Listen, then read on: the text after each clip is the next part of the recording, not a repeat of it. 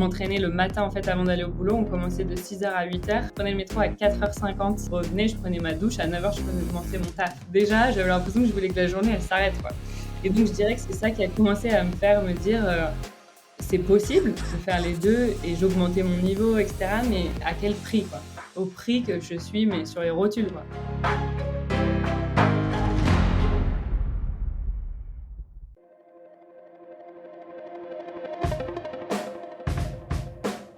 Bienvenue sur Les Frappés, le podcast sur le dépassement de soi et l'aventure. Je suis Loïc Blanchard, entrepreneur, coach et préparateur mental certifié. J'ai été pendant plusieurs années sportif de haut niveau en judo avant de quitter les tatamis pour me consacrer à des sports de plein air comme le triathlon ou partir m'évader sur des treks engagés. Récemment, je suis devenu finisher de la PTL, un ultra-trail de 340 km autour du Mont Blanc organisé par l'UTMB. Depuis la création des Frappés en 2020, j'ai deux objectifs. Le premier, c'est de vous faire découvrir des univers fascinants qui font rêver. Avec mes invités, on ira naviguer sur toutes les mers du monde. On participera à des expéditions dans les régions polaires ou en Himalaya. On découvrira l'envers du décor de l'entrepreneuriat et du sport de haut niveau et on partira en mission avec des membres des forces spéciales. Le deuxième, c'est de vous aider à croire en vos propres rêves et à passer à l'action grâce au partage de ces invités exceptionnels. On sous-estime largement ce dont on est capable physiquement ou mentalement et je suis convaincu qu'une petite conversation peut déboucher sur de grands changements. On a en moyenne 4000 semaines à vivre sur Terre, alors autant les vivre à fond. Cette semaine, j'ai le plaisir de recevoir Céline Colette, sportive de haut niveau en beach volley et ex-Google et Amazon. Franchement, quand on voit son parcours, on se dit que c'est le sans faute absolue. Classe préparatoire, Sciences Po, puis 1 an dans l'une des meilleures écoles de commerce au monde, l'ESSEC. Son diplôme en poche, elle commence un parcours professionnel de 12 ans à l'étranger, d'abord en start-up, puis donc chez Google pendant près de 7 ans, d'abord à Singapour, puis aux États-Unis et enfin en Espagne. Et pourtant, elle a fini par s'y résigner. Une petite voix en elle lui répétait que le sport, ça pourrait être plus dans sa vie. Plus que des entraînements très tôt le matin avant d'aller travailler, plus qu'un hobby extra-professionnel. Et si sa pratique du beach volley devenait son activité principale ? Eh bien, c'est l'expérience qu'elle a décidé de s'offrir à la manière de celles et ceux qui partent en année sabbatique autour du monde. Céline, elle, s'offre une période de break pour devenir la meilleure joueuse de beach volley qu'elle puisse être. Elle considère qu'on n'a qu'une vie et elle compte bien faire de la sienne l'aventure la plus riche possible. Excellente écoute à vous les frappés.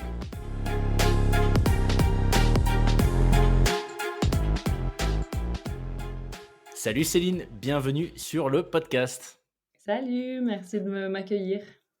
Je suis ravi, on avait échangé il y a quelques mois déjà, ton parcours est super intéressant. Bon, les agendas de ton côté, de mon côté, ont fait qu'on a dû décaler de quelques mois, mais là, ça y est, on y est enfin, l'enregistrement. Donc, vraiment ravi de t'accueillir.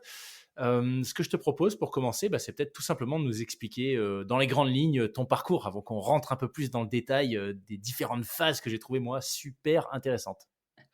Ok, trop cool. Je vais essayer de te raconter rapidement. Et puis, comme tu dis, je pense qu'on aura l'occasion de développer plus. Mais donc, je m'appelle Céline, j'ai 34 ans. Je viens du nord de la France, de Lille plus précisément. Donc, rien ne me prédestinait à jouer au beach volley. J'ai d'ailleurs commencé avec du volley en salle. Enfin, on en parlera un peu plus tard. J'ai beaucoup voyagé, surtout au début de ma vie, on va dire, plutôt pour des vacances, etc. Et ensuite, j'ai vraiment fait le choix de vivre à l'étranger, de travailler à l'étranger. J'adore l'environnement international, donc ça porte ça a un gros poids, on va dire, dans mon expérience. Donc, j'ai bougé dans différents endroits. J'ai toujours fait beaucoup de sport à côté. Ça a toujours été quelque chose de très important dans ma vie, mais donc un peu à jongler entre le travail et donc le volley au départ et le beach volley par la suite. Et là, il y a quelques mois, j'ai décidé de m'y consacrer en fait complètement au beach volley. Donc, je pourrais te raconter un peu plus cette transition et ce que je fais maintenant, mais voilà, en quelques minutes, je me présenterai comme ça. Excellent. Le volley, puis le beach volley, tu dirais que c'est quoi qui fait que tu as accroché et que c'est devenu aujourd'hui, depuis quelques mois, la discipline à laquelle tu te consacres à 100%?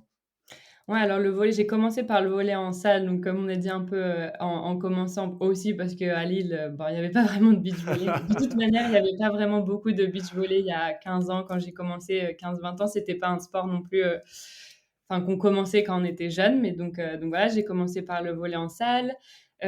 C'était chouette parce que c'était un club, donc ça permettait de rencontrer beaucoup de gens. Dans mon équipe, en fait, le volley en salle, ça se joue à 6 contre 6. Donc déjà, dans ton équipe, en général, tu as 10-12 joueuses. Tu rencontres plein de gens dans le club également. Donc pour moi, c'était super de commencer par le volley parce que ça m'a ouvert. Déjà, j'ai rencontré beaucoup de personnes et ça m'a aussi ouvert à un autre monde en dehors de mon lycée, on va dire, et de mon, voilà, ouais, de ma vie de tous les jours. Et ensuite, le beach volley, en fait, donc j'ai déménagé, j'ai bougé à Singapour pour mes études j'avais fait 5 années à Sciences Po et j'ai fait une année à l'ESSEC qui était à Singapour, donc je te raconterai peut-être plus. Et à Singapour, en fait, c'est l'été toute l'année. C'est exactement sur l'équateur, donc il fait 30 degrés vraiment toute l'année. Il y a pas d'été, il n'y a pas d'hiver, il y a juste une saison des pluies et une saison sèche. Et aussi, il n'y a pas beaucoup de volets de manière générale en indoor.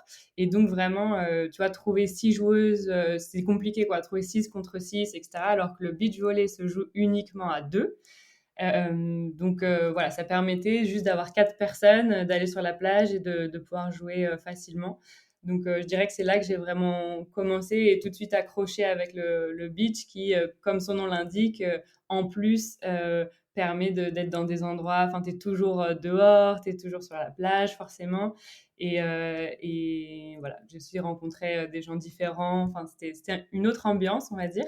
Mais je suis contente d'avoir fait les deux. Mais au jour d'aujourd'hui, je ne voudrais pas repartir en indoor non plus. Ça reste 2 sports différents. Ok. Et justement, les différences en termes de skills pour une joueuse, tu dirais que c'est quoi? Est-ce que c'est le cardio? Parce qu'en étant sur un terrain quasiment de la même taille à 2 au lieu de 6, bah, je suppose que tu cours beaucoup plus. En plus, dans du sable. Mais est-ce qu'il y a autre chose que ça? Ouais, donc clairement, c'est plus physique, c'est sûr. C'est différent.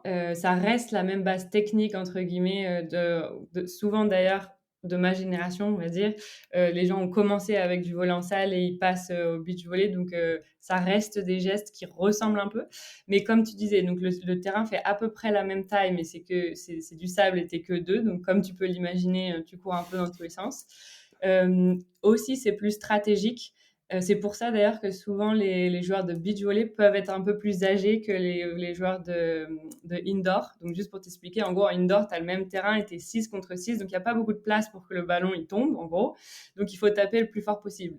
Qu'au beach, tu que 2 et contre 2. Donc là, tu peux être plus stratégique. Il y a toujours une place sur le terrain où le ballon peut tomber, entre guillemets. Donc ça devient plus un jeu un peu plus comme le tennis. Enfin, c'est plus essayer de trouver les endroits où tu peux, sans taper de toutes tes forces, mettre le ballon. Et du coup, créer Et du un autre mouvement truc pour amener tes adversaires, j'imagine, à un endroit du terrain. ouais, c'est beaucoup Ok. du coup de stratégie. Et une des choses qui fait beaucoup partie du beach volley, c'est aussi de jouer avec les conditions. Donc, ça arrive souvent qu'il y ait beaucoup de vent. Parce que tu es sur la plage forcément, et donc savoir jouer avec le vent. Si le vent il vient d'un certain côté, bah, il y a des endroits qui vont être plus compliqués techniquement à aller chercher. Donc du coup, c'est vraiment savoir jouer avec ça. Des fois, il fait hyper chaud, ou tu as le soleil dans les yeux. Tu as toutes ces conditions qui changent, qu'en indoor, tu vas dans ta salle de sport, entre guillemets, et Ouais. bon, ça change un peu, mais c'est pas non plus le fil est le même, tout est pareil, et donc ça change moins. Donc, le beach volley, il faut être un peu plus flexible, on va dire, et beaucoup plus stratégique que le volley qui induit beaucoup plus de force, en fait, taper le plus fort possible, entre guillemets, pour mettre le point. C'est regroupé sous la même fédération. Alors là, on rentre un peu dans un détail, mais par curiosité, c'est le même type d'organisation qui chapeaute tout ça? Bah, non, il y a deux. Enfin, je pense que tout est sous la Fédération française de volley, mais il y a une section beach volley. Par exemple, sur le site, si tu veux faire des compétitions, en gros, ça reste un site Fédération française de volley, mais tu as une section beach volley où tu vas, en France en tout cas, où tu vas trouver les tournois. Ça doit dépendre un peu des pays, selon si c'est un sport je suis allée m'entraîner quelques mois au Brésil, qui était une super expérience, par exemple. Et au Brésil, le beach volley, c'est vraiment un sport à part entière. Et donc là, ça doit être un peu différent. Mais en Ouais. France, je pense, en tout cas, pas me tromper, que c'est ouais, c'est chapeauté par la Fédération française de volley. Ok. Ok. Bon, bah comme ça, c'est plus clair pour moi. Merci beaucoup parce que je n'étais pas forcément au fait, tu vois, des nuances entre le volley et le beach volley. Non, c'est sûr, et c'est une Euh, discipline plus différente des autres épisodes que j'ai pu écouter aussi. Donc, j'espère que les gens peut-être pourront apprendre quelque chose de nouveau ou yes, bah écoute, avoir envie franchement, j'en suis sûr. d'essayer. J'en suis sûr, c'est certain. Euh, Si on repart un petit peu en arrière, donc tu disais que tu as commencé, enfin, tu as pas mal voyagé, Oui, notamment avec tes études, où tu es passé par d'abord Sciences Po et ensuite l'ESSEC. ouais. L'ESSEC, c'était quoi du coup? C'était un double C'était diplôme? C'était. un master spé, c'était une année. Donc c'était après avoir validé un master. Donc tu fais une année. Moi, je voulais, en fait, après Sciences Po, c'est des super études, mais t'es pas hyper spécialisé.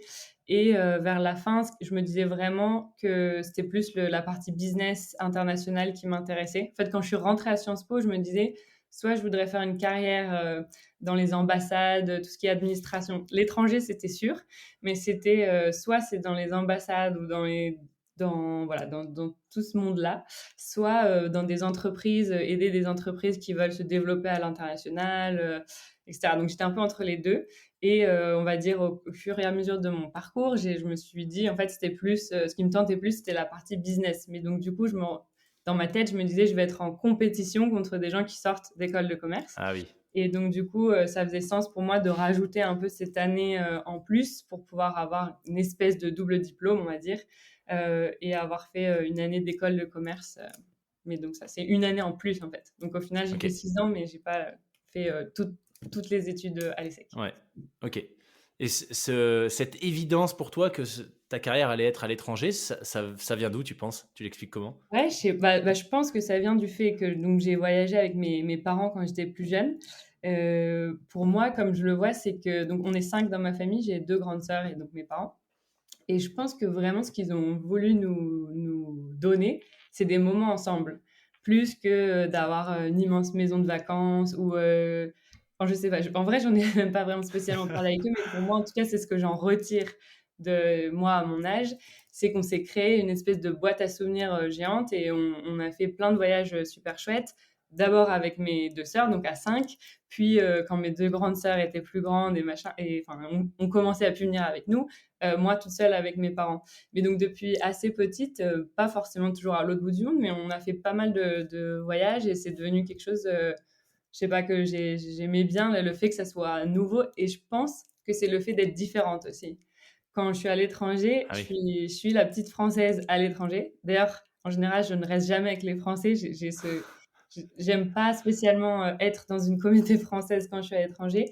Mais je pense que t'es différent et t'apprends tellement des autres tout le temps, parce que rien que d'avoir grandi au Pakistan, en France et je sais pas, et en Colombie, rien que d'essayer de discuter ou de résoudre un problème, ou ça devient passionnant parce que tu viens d'horizons complètement différents.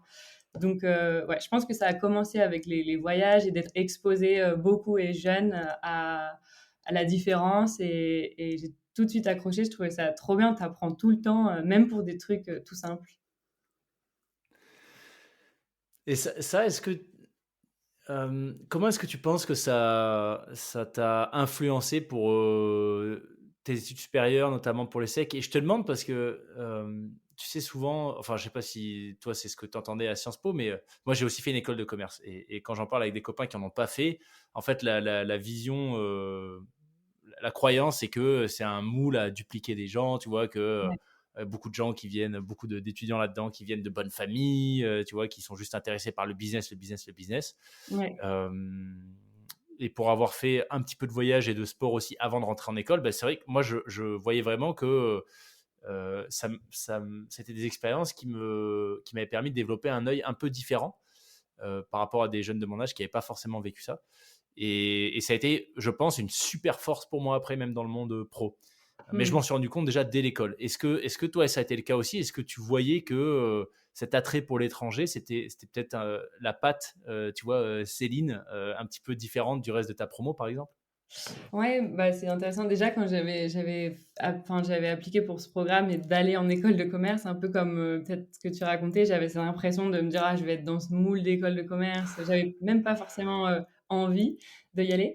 Et en fait, ce qui était assez drôle, c'est que dans le master, en tout cas, que j'ai fait, c'était pratiquement 90% d'ingénieurs au final, parce que tout le monde avait une formation initiale et venait faire un an en plus. Et du coup, en fait, c'est comme si j'avais fait une école d'ingé, plus ou moins. Enfin, c'était pas du tout l'ambiance que je m'étais imaginée de l'école de commerce. Et on était tous à Singapour, on était une petite promo, et donc du coup, on a tout de suite voyagé ensemble, etc. Par contre, dans ce que tu as dit, moi, où je suis vraiment d'accord, c'est que le sport, ça m'a vraiment ouvert.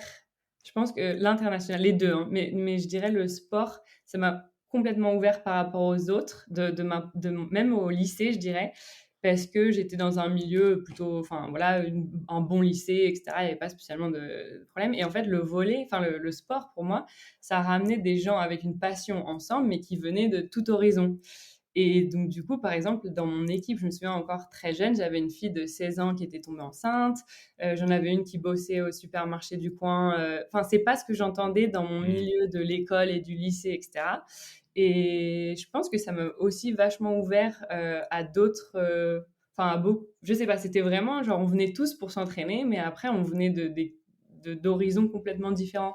Alors que, ben, par exemple, au lycée, comme tu disais, comme l'école de commerce, bah, ça ramène un peu les gens de même, tu vois, de mêmes Même horizons. Donc, milieu, ouais. Ouais. ouais, le sport, encore plus que l'international, je dirais, m'a ouvert très très jeune à, bah, en fait, il faut apprécier ce qu'on a, c'est trop cool, on a enfin, d'être toujours positive. Enfin, je pense que ça m'a ouvert les yeux aussi sur autre chose que juste que je voyais un peu à l'école et dans le milieu où j'ai grandi. Super intéressant. Et du coup, avec du recul maintenant, ce choix de parcours, Sciences Po et Sec, est-ce que tu le referais? Est-ce que finalement, c'était la bonne chose à faire pour toi à l'époque? Ouais, ouais, j'ai jamais vraiment regretté ou voulu faire différemment. J'avais fait un an de prépa pour rentrer à Sciences Po. Ensuite, j'avais adoré l'année à l'étranger pour moi. Bah, d'ailleurs, c'est un peu ce qui a enfin, j'avais voyagé. Ça, c'est vrai que je l'ai pas mentionné. J'avais déjà beaucoup voyagé avec mes parents, mais j'ai aussi fait une année. Donc, pendant le parcours Sciences Po, tu as un an obligé à l'étranger, ce qui est trop bien. Et donc, du coup, je suis partie une année en Californie. Et là, bah si, c'était vraiment ma première expérience seule, pour le coup. J'étais plus avec ma famille, etc. Seule à l'étranger. Et là, j'ai vraiment aussi adoré. Où, je sais pas, je vais avoir une vingtaine de copains, enfin plein de copains tout le temps, mais de tous les pays du monde. C'était les Erasmus, mais comme c'était pas en Ouais. Europe, on n'appelait pas ça Erasmus, mais c'était pareil. Et ouais, ça, j'ai adoré.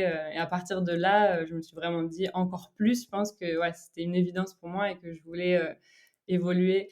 Et en plus, je pense aussi que l'étranger, en fait, j'ai un peu réfléchi et je passe pas mal de temps à écrire et réfléchir, mais je pense qu'en fait, ça fait que tout est plus compliqué.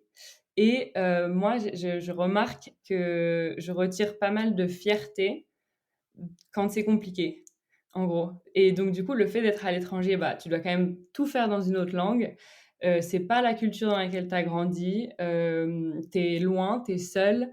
Il y a plein de trucs qui font que, franchement, on voit toujours le truc ah, t'étais en Californie, t'étais à Singapour, génial. Ce qui est vrai, et j'en suis trop contente de ces choix-là. Mais c'est aussi dur, plus dur, je pense, beaucoup de fois, que d'être là où on a grandi, avec Ouais. sa famille à côté, etc. Bref, Avec ça ses peut être dur repères. des 2 côtés, hein, mais je pense que ça m'a rajouté aussi comme si j'avais besoin, c'est pas forcément une bonne chose, hein, mais comme si j'avais besoin de toujours me rajouter des challenges, un peu plus pour pouvoir, à la fin être, pas fière de moi, mais me dire: «Waouh, j'ai réussi dans un autre pays, dans une autre langue, avec des gens qui sont pas du tout comme moi» et cetera. Et du coup, ça rajoute un peu de de piquant, mais des fois c'est épuisant. Souvent d'ailleurs. Du coup, comment est-ce que comment est-ce que tu as mis en place, alors là, du coup, on est toujours à l'époque Sciences Po et Sec, c'est une évidence pour toi, après Singapour, tous les voyages que tu as fait avec tes parents, que l'étranger, voilà, c'est ce qui t'appelle. Ouais. Donc, tes premiers jobs, en tout cas le lancement de ta carrière, comment est-ce que tu t'organises et à quoi est-ce que ça ressemble, notamment par rapport à cet aspect étranger? Ouais, du coup, j'étais «sur place» entre guillemets, à Singapour parce que mon dernier truc scolaire, du coup, c'était à Singapour et du coup, ça me permettait de pouvoir trouver un stage, peut-être même un premier boulot, là-bas.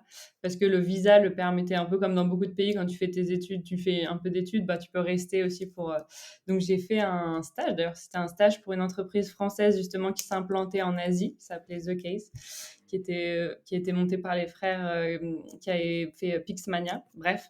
Mais du coup, c'était déjà projet un peu entrepreneurial et c'était rigolo parce que c'était moi, ce qui m'attirait vraiment, c'était une petite boîte, pareil, dans l'action et je me voyais pas du tout aller faire un stage dans un cabinet de consulting. J'ai d'ailleurs jamais compris comment on peut commencer par du consulting. Maintenant, je comprends un peu, mais à l'époque, je me disais, mais je connais rien. Comment je vais donner Ouais. des conseils alors que moi-même, j'ai jamais rien vécu dans la vie du travail, etc. Bon, j'ai appris que ça te donne une super méthode, etc. après, mais pour moi, à l'époque, c'était, bah, je sais pas, j'avais vraiment envie de ce truc entrepreneurial, donc j'ai fait ce stage qui s'est, enfin qui a été quand même assez dur parce que j'étais toute seule là-bas, les fondateurs étaient pas là-bas, enfin et c'était dans du retail, donc on avait des magasins physiques où je devais tout le temps sur le qui-vive avec une culture chinoise, etc. Donc c'était quand même, je dirais pas le plus simple, mais bon, j'ai commencé comme ça, mais qui était assez drôle parce que à l'ESSEC, dans l'école de commerce, je me souviens que ma directrice de master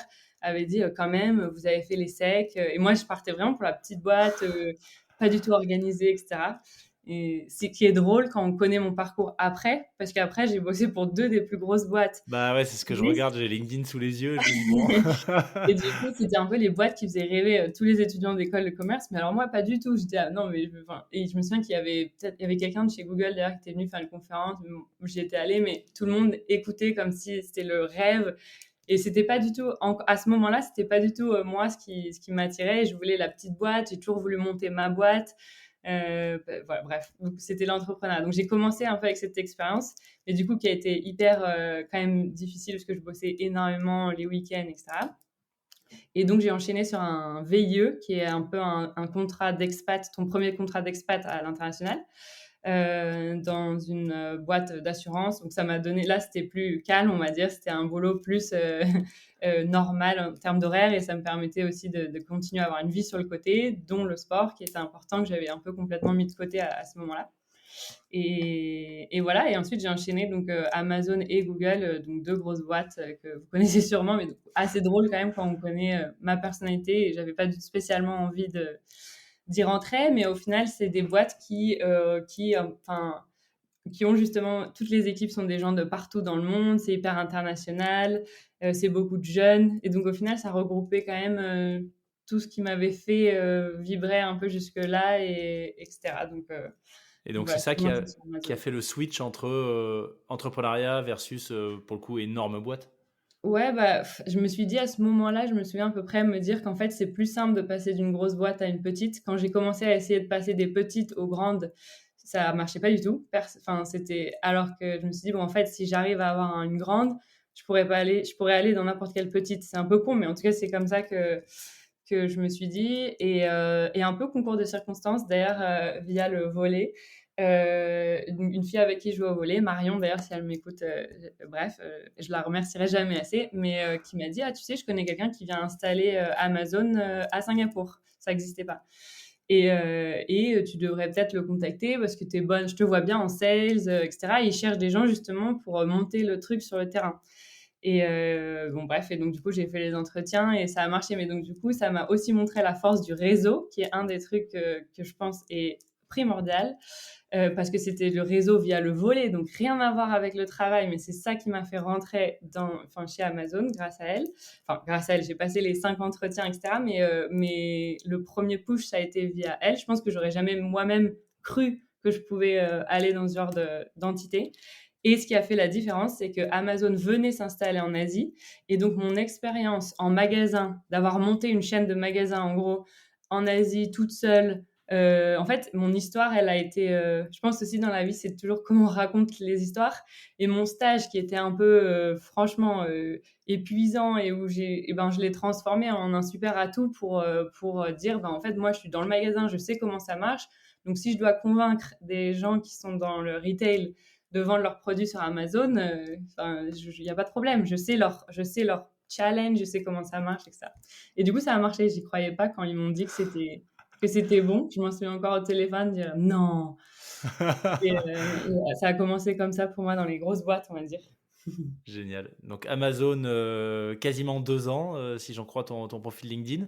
Ouais. Et ensuite Google. Alors, je suis très content aussi qu'on fasse cette interview parce que chaque fois que j'ai des conversations, tu vois, sur des podcasts ou des gens que je rencontre, etc., où je mentionne que je suis passé par Apple, j'ai Ouais. droit à un flot de questions, tu vois, et à chaque fois je me dis, mais en vrai, enfin, c'est des questions qui sont intéressantes, mais j'ai pas nécessairement eu l'occasion pour le moment de les poser à travers le podcast, tu vois, parce que Ouais. j'ai pas tous les jours des invités qui ont passé 6 En ans gros, chez tu veux te Google. défouler sur moi. Voilà, donc là j'ai une liste, on Vas-y. en a pour 2 heures. Non, je rigole. Mais non, mais en tout cas, enfin, moi je suis curieux de savoir un peu déjà en termes de culture, tu vois, à quoi ça ressemblait à l'intérieur, puisque bon, Google, tu vas nous en parler là, mais très brièvement sur ton profil LinkedIn que je mettrai en description de l'épisode, s'il y en a qui veulent aller voir tout de suite pendant qu'ils nous écoutent. Tu as passé quasiment 7 ans Ouais. et tu as eu quand même des postes. Donc, je vois un poste head off. Donc, s'il y en a qui nous écoutent, head off, c'est en gros poste de direction Charge, ouais, ouais. en charge de directrice en l'occurrence des opérations pour l'Europe, donc un gros truc. Donc je suis certain qu'il y a plein de choses très intéressantes que tu peux nous raconter, mais peut-être qu'on peut commencer par la culture. Toi, quand tu as débarqué chez Google après les entretiens, tu pourrais peut-être nous expliquer comment ça se passe, les entretiens aussi, mais qu'est-ce que tu as découvert? Est-ce que c'est vraiment la folie comme on a tendance à le penser vu de l'extérieur, un truc hyper bouillonnant, super innovant, une émulation de fou? Ou Mm. est-ce que finalement c'est une boîte comme les autres, mais avec un petit truc en plus, effectivement, côté innovation? Ouais, bah déjà, ouais, les entretiens, j'en avais eu pareil, j'avais déjà postulé d'ailleurs au même moment qu'Amazon et j'avais eu Amazon, j'avais pas eu Google. Et j'ai repassé Google une fois que j'avais fait 2 ans chez Amazon et je suis rentrée chez Google. Après, pareil, un long process. En plus, chez Google, il y a toujours 2, 3 semaines entre chaque entretien. Donc, au final, des fois, tu te retrouves ça fait des mois que tu es en train de passer tes Ouais, entretiens. Et donc, je l'ai eu la deuxième fois. Donc, c'est aussi si quelqu'un nous écoute et a envie de rentrer dans ces grosses boîtes, si on se prend une porte une fois et qu'on veut vraiment ça, il faut y retourner parce que ouais. ça peut passer les fois d'après, ça peut être une autre équipe, un autre moment. Et j'ai d'ailleurs été recrutée pour le même job, donc je sais pas si c'était très intéressant pour moi, mais bon, bref, 2 ans après, et je suis rentrée. Et une fois que tu es rentrée dans ces grosses boîtes-là, ce que je te disais, la force du réseau, c'est qu'au final, mon conseil, c'est souvent d'essayer d'y rentrer par la porte la plus facile selon ton profil, etc. Donc, pas essayer de faire un jump de carrière de dingue parce que il y a tellement de gens qui essayent de rentrer dans ces boîtes-là. Enfin, pour moi, en tout cas, si vraiment le but, c'est d'y rentrer, je conseille souvent je sais pas, si on travaille dans les ressources humaines, on essaye de rentrer dans le même poste. Et ensuite, une fois qu'on est dedans, là, tout est possible, entre guillemets, parce que tu rencontres tout le monde, tu peux parler avec tout le monde, et là, tu te crées ton réseau à toi, et ensuite, tu peux changer. Et comme tu as dit, j'ai pas mal changé, parce qu'au final, tu rencontres des gens où il y a des nouveaux projets, ou machin. Mais je dirais, le truc dur, c'est d'y rentrer, mais une fois qu'on Hmm. est dedans, ça va. Donc, pas essayer de viser un jump de dingue en essayant de rentrer dans ce genre de boîte, si c'est l'objectif, mais juste d'y rentrer si possible. Et une fois qu'on est dedans, voilà. Ensuite, sur la culture, ouais, moi, j'ai vraiment aimé, surtout au début, moi, je suis arrivée, donc j'étais à Singapour, donc super international, c'est un bureau assez neuf. On était quand même, il y avait 2000 personnes, donc c'est pas un tout petit Ah truc, oui, mais c'est pas les US avec, quand j'ai bougé à New York, on était 10 ou 15 000, je crois, dans le bureau de New York. Donc il me fallait une demi-heure pour aller d'un côté à l'autre. Enfin, c'est pas du tout ce genre de truc. Là, à Singapour, c'était plus petit. Et ouais, si, super culture dans mon équipe. Ce que je racontais, on était une quinzaine, je pense, et on était vraiment 15 nationalités différentes. Voire on rigolait des fois 17 parce que tu en avais toujours un ou deux qui avaient double nationalité, etc. Donc non, j'ai adoré le début. Pour moi, c'était trop cool. C'était le cadre super international. Je bossais beaucoup avec des clients, donc j'étais tout le temps en rendez-vous client en Asie. En plus, c'est toujours en face à face, ça se fait pas du tout au téléphone. Donc moi, j'aime bien rencontrer des gens, leur parler. C'était beaucoup d'entrepreneurs justement, parce que en gros, mon équipe, on devait trouver des gens qui avaient jamais utilisé les solutions Google Ads. Donc, bref, il fallait trouver des entreprises qui n'avaient pas encore utilisé ça, donc ça restait des plus petites entreprises. Bref, non, j'ai vraiment adoré mes premières années. Ensuite, j'ai bougé aux US avec Google, et là, je dirais que ça a changé parce que c'était une complètement différente culture, parce que de toute façon, la culture de travail aux US est différente de l'Asie. Donc, je ne saurais pas te dire si c'est c'était le changement de continent aussi. Enfin, il y a eu un mix et le Covid, bien sûr, qui a fait que bah, tous Ah les oui. avantages qu'on a à bosser dans ces grosses boîtes qui sont, bah, tu rencontres plein de gens trop sympas, tu as la bouffe gratuite qui est incroyable. À Singapour, on avait enfin, les buffets, tu peux plus aller dans un hôtel après ça parce que tu te dis, enfin, bon, bref, vraiment, ça, c'est la vérité.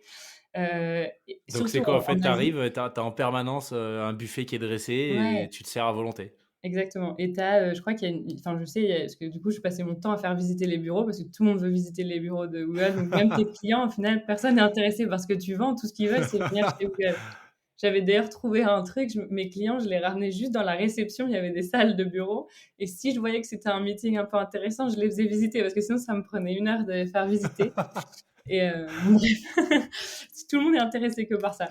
Et ouais, non, si, c'est vrai, tu avais des super buffets, etc. Après, aux US, enfin, après, je pense que c'était un bureau très neuf aussi. Tu as des trucs différents, mais de manière générale, oui. Et il y a de la bouffe partout, oui.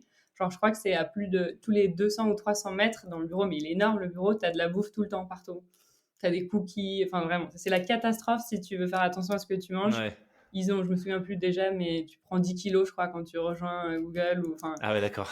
voilà, c'est pas forcément, mais c'est vrai, les buffets sont super. Donc voilà, tout ça c'est vrai, la culture c'est vrai. Et donc oui, après en bougeant aux US, bah, la culture US elle est différente de travail. Donc on prend pas de pause le midi. Donc je mangeais toute seule tous les midis, même si tu as des super buffets, bah t'es tout seul. Ça, c'est un peu, enfin, j'exagère un peu, mais la culture est quand même différente. C'est productivité, productivité, Hmm. machin. Tu vas pas forcément boire un verre après le boulot avec tes gens du boulot parce que tout le monde a sa vie et rentre chez soi et a pas forcément envie de faire le côté social. Donc, c'était un peu différent. Et oui, donc avec le Covid, bah, on bosse de la maison et donc comme pour tout le monde, mais encore plus, je dirais, pour ce genre d'entreprise où tu te dirais la culture, c'est vraiment ce qui te garde dans ces entreprises. Et ben, en fait, avec le Covid, elle est partie et voilà, tu restes, tu es chez toi et au final, là, tu fais plus que le job, Ouais. entre guillemets, et tu as moins cette partie autour. Et le management à la Google, tu le synthétiserais comment? Ça ressemble à quoi? Bah, pour moi, je trouve qu'il y a rien de plus simple, entre guillemets, que d'être un manager chez Google parce que tu dois manager des gens ultra performants, Ouais. ultra motivés en fait et qui ont pas confiance en eux. Enfin, je sais pas, tu vois? C'est des performeurs, mais qui vont toujours vouloir faire plus. J'étais entourée que de gens comme ça et d'ailleurs, c'est épuisant parce que tu te sens toujours nul parce que tout le monde, parle 5 langues, est hyper fort dans tout, et cetera. Et donc du coup, pour moi, être manager de ces gens-là, ben, c'est du pain béni, quoi, enfin, entre guillemets, parce que tu n'as même pas besoin de leur dire de se dépasser parce qu'ils le font de eux-mêmes. J'ai l'impression qu'ils arrivent à recruter ces personnalités de performeurs. En tout cas, moi, j'étais en vente, donc en plus, c'est vraiment c'est du chiffre, etc. Mais j'ai l'impression que, tu vois, j'avais l'impression c'était un peu, ils arrivent à recruter ce genre de personnes qui vont se donner à fond pour être successful, mais il n'y a pas besoin de leur demander de le faire. Ils le font d'eux-mêmes. Et moi, la première. Et ils ont tout un système de promotion où tous les 6 mois, tu peux être promu. Je ne sais pas si chez Apple, tu avais la même chose. Tu es jugé par tes managers, mais aussi par les gens avec qui tu travailles. Donc, tu as vraiment tous les 6 mois, tu as une revue de performance, etc. Et donc, c'est un peu la guerre, pas la guerre, mais à essayer d'avoir la promotion et qui va être promu et machin. Donc, en fait, ouais, les managers, ils n'ont pas besoin de pousser beaucoup parce que tout le monde veut avoir la promotion. Et comme tous les 6 mois, tu es remis sur le grill, et ben, tout le monde est motivé, quoi, en gros. Ok. Ouais, ça semble coller l'image qu'on en a de l'extérieur, en tout cas.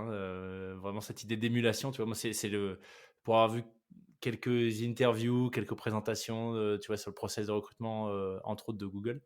Mm. C'est vraiment l'impression que ça m'avait donné. Parce qu'il y a quand je vivais en Suisse, il y a alors je crois que c'est le siège. Je vais peut-être dire une bêtise, mais c'est là où il y a les équipes en intelligence artificielle de Google à Zurich. Ouais, en Suisse, c'est les ingénieurs pour l'Europe. En fait, tous les ingénieurs sont basés aux US, ça reste une boîte très américaine. Et pour l'Europe, ils sont tous basés à Zurich.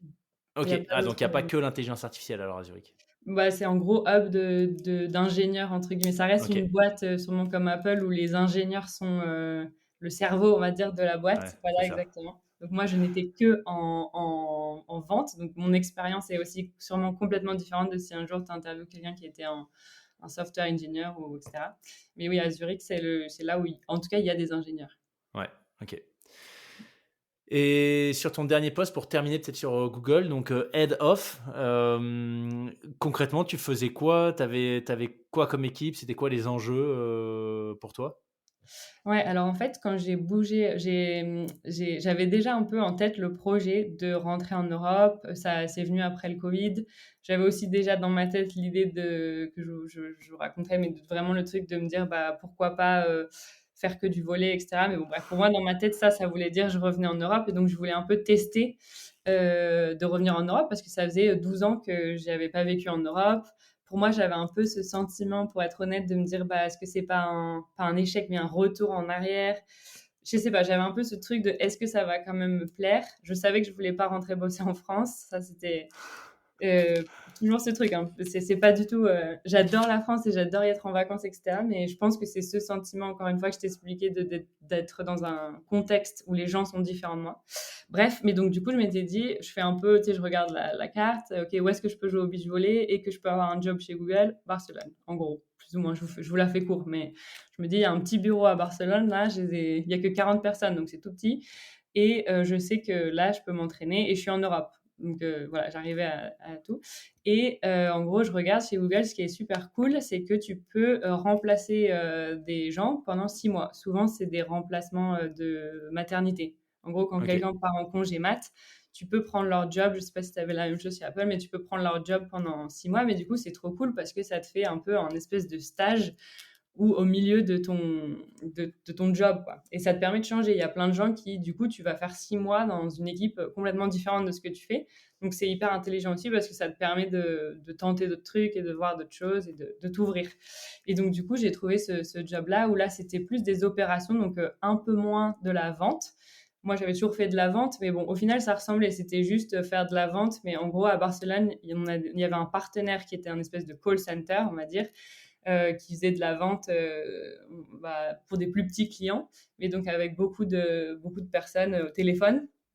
Et donc, j'ai géré les opérations de Barcelone. À Barcelone, c'était un tout petit bureau de gens qui travaillent chez Google, mais par contre, il y a 2000 personnes qui font, quand tu as un problème avec ton compte Google Ads, bah, t'appelles et au final, tout arrive à Barcelone et c'est là que tout le support, en gros, est fait. Et OK. c'était sur un autre produit de Google. Ça restait dans la partie publicité, mais c'était un nouveau produit de Google. Mais bon, voilà, le détail est moins important. Mais donc à la fin, j'avais peut-être, je sais pas, dans mon équipe, il y avait à peu près une centaine de personnes. Mais encore une fois, je sais que dans ces boîtes-là, ils font un peu la différence entre est-ce que c'était 100 personnes qui travaillent chez Google. Pour moi, c'est la même chose, mais bon, bref. Et donc, du coup, il y avait à peu près une centaine de personnes dans ces opérations-là qui couvraient toute l'Europe. Et donc, on faisait voilà, je m'occupais de gérer un peu tous les problèmes, les lancements des nouveaux produits et de gérer les équipes, etc. Ça devait être super intéressant comme poste. Ouais, Partie moi, opération, bon, je trouvais ça. assez pas Ouais, mal de diversité, j'imagine, non, dans ce que tu faisais au quotidien. ouais, tu résous des problèmes, Ouais. principalement. Et en plus, c'était un produit un peu compliqué parce que c'était la première fois que je travaillais sur l'Europe, alors que j'avais bossé en Asie et bon, l'Asie, c'est un peu différent, mais aux US. Mais là, en gros, on lançait un nouveau produit et chaque pays a sa réglementation Ouais. différente.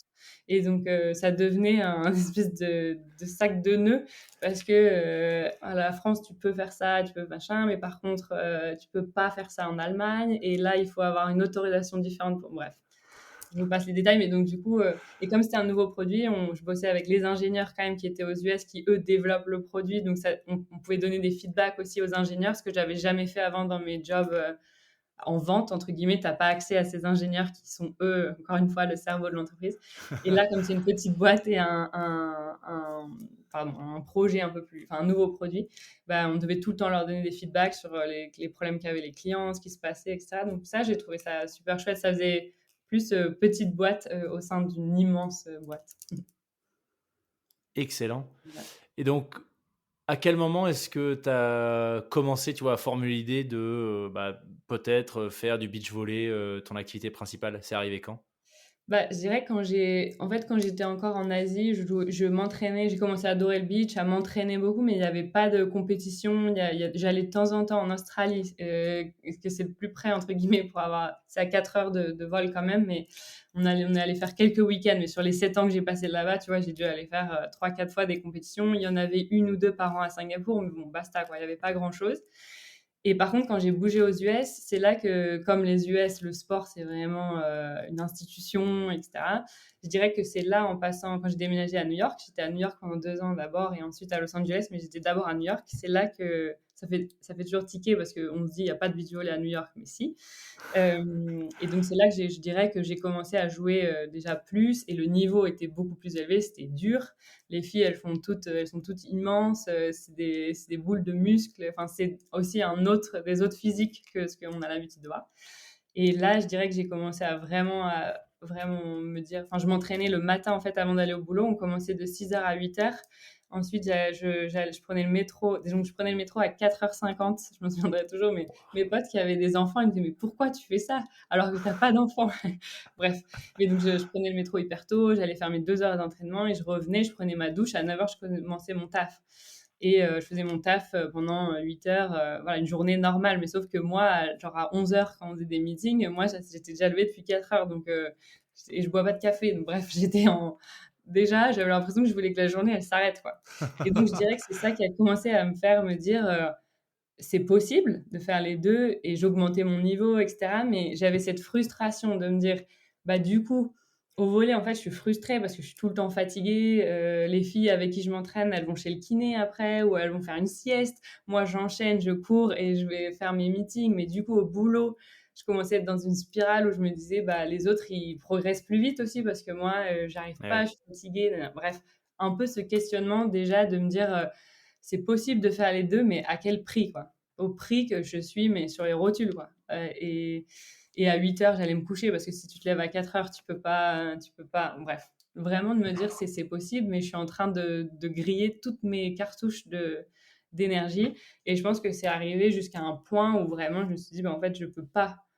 Enfin, je me suis dit un peu, tu vois, peut-être que je pourrais me faire ce cadeau ou faire un choix un peu entre les deux. Le choix de la raison aurait été de dire, bah, continue à pousser ta carrière, etc. Mais j'avais ce truc de me dire, bah, en fait, l'autre option, elle va s'en aller. Cette porte-là, elle va se fermer juste par la force de l'âge et du temps qui passe. Alors que celle du boulot, elle est, pour moi, en tout cas, je m'en suis convaincue. Je peux y retourner quand je veux enfin, celle-là, il n'y a pas la porte de l'âge, tu vois. Et donc, du coup, ça s'est un peu commencé comme ça et à me dire bah, pourquoi j'ai toujours rêvé de pouvoir m'entraîner vraiment bien, de faire la nutrition, de me reposer. C'est pas possible, en fait, quand tu fais vraiment les deux à fond, ben, c'est vraiment dur. Et je me disais, en fait, regarde autour de toi, qui vraiment, il y en a pas beaucoup, des gens qui arrivent, il y en a évidemment toujours, mais souvent, c'est au prix que bah, t'en payes sur toi, sur ta santé ou que t'es épuisé. Du coup, tu vois, j'avais plus de patience, etc. Enfin, bref. Donc, c'est venu un peu comme ça et ça a pris du temps. Hein. J'ai pas souvent. En gros, tu démissionnes pas du jour au lendemain comme ça, évidemment, Ouais. tu t'en doutes. Je dirais que ça a germé pendant au moins 2 ans facilement. Et je pensais jamais que je le ferais. Et puis, je sais pas, c'est vraiment ce truc en moi. Je me disais, si je le fais pas, je vais regretter, quoi. Et j'ai pas envie d'être la vieille version de moi dans quelques années. Je rigole, mais à me dire, c'est con, quoi. Pourquoi je l'ai pas fait alors que c'était possible et que maintenant je peux plus. C'est un peu ce truc du regret, moi, je dirais, c'est d'avoir formulé le truc comme ça qui m'a fait me dire, mais en fait, enfin, faut y aller, quoi. C'est maintenant. Faut y aller, faut sauter. C'est super intéressant parce que, en fait, c'est drôle et je retrouve un peu, tu vois, des réflexions que j'avais aussi, et qu'il y a pas mal de gens que j'ai interviewés qui ont aussi fait des grosses transitions. Et finalement, on revient toujours à cette notion de, mais là, il y a une opportunité. En fait, ce qui fait qu'à un moment donné, ça bascule, c'est-à-dire que je transitionne, je démissionne et je me consacre à autre chose. C'est cette envie c'est ce rapport au temps, en fait, comme tu l'as très Mm. bien dit, tu vois, c'est ne pas laisser passer quelque chose. Je le saisis et puis bon bah je fais confiance à la vie, ma capacité à rebondir et peut-être plus tard je reviendrai à une activité pro, on va dire plus classique. Ouais. Mais ouais, j'ai vraiment l'impression que le fil rouge c'est ça, tu vois, cette idée de dire il y a une opportunité, je la vois, je l'identifie, ça me fait un peu peur d'y aller, mais en fait si je la saisis pas, elle va disparaître.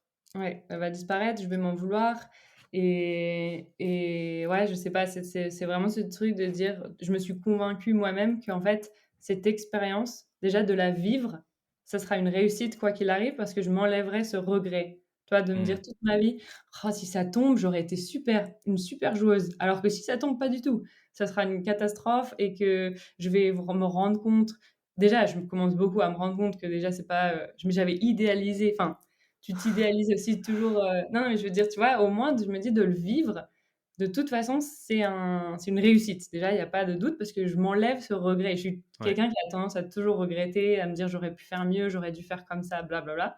Donc au moins celui-là, je me l'enlève. Donc quoi qu'il arrive, rien que de le faire, tu vois, c'est vraiment de me convaincre comme ça et je pense le fait d'avoir déjà, tu vois, bosser avant, bah, tu te dis aussi que tu as un peu ce coussin de sécurité de dire, bah, si je veux revenir, c'est possible et comme tu dis, ça sera sûrement pas dans une de ces grosses boîtes, ça sera sûrement différemment, mais je sais pas. J'avais pas la peur de me dire: «Je retrouverai rien». Ce que j'ai réussi à me construire en me construisant une carrière professionnelle avant, après, c'est tout le débat entre, tu vois, je joue aujourd'hui contre des filles qui ont eu un ballon dans les mains depuis qu'elles ont 5 ans, qui à 20 ans, elles sont en centre de formation, nanana. Enfin, c'est un autre parcours complet. Mais je me suis aussi, je me laisse dire aussi que j'ai d'autres forces et que, tu vois, j'ai rencontré beaucoup de joueuses professionnelles qui, à 25 ans, 26 ans, bah, elles ont un peu peur de qu'est-ce qui va arriver après. Elles n'ont pas forcément enfin, elles sont toujours en galère pour les sous, c'est compliqué. Enfin, il y a d'autres, en fait, il y a d'autres problèmes aussi quand tu as commencé très jeune. Donc, de toute façon, je ne peux pas revenir en arrière et je me dis que j'essaie d'utiliser mes différences comme des forces aussi dans ce parcours-là, quoi. Ouais. Alors, tu l'as mentionné, l'aspect financier, encore une fois, hein, pour avoir, enfin, si je me remémore toutes les conversations que j'ai eues avec des gens qui ont fait des transitions, c'est souvent l'aspect financier qui arrive en premier quand tu quittes une situation stable pour autre chose.